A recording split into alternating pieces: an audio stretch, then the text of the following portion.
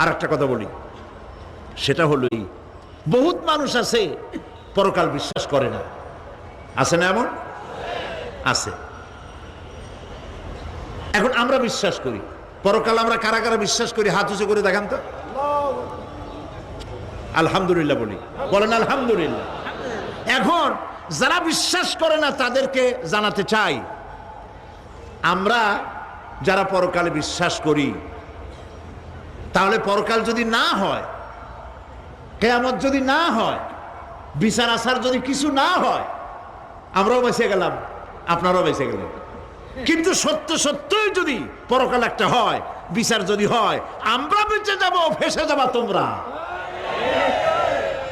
প্রিয় ভাই সব, আল্লাহ রাব্বুল আলামিন সুন্দর করে বুঝাচ্ছেন। দেখো পরকাল কেন হবে, এটা বুদ্ধি দিয়ে চিন্তা করো, জ্ঞান দিয়ে চিন্তা করো।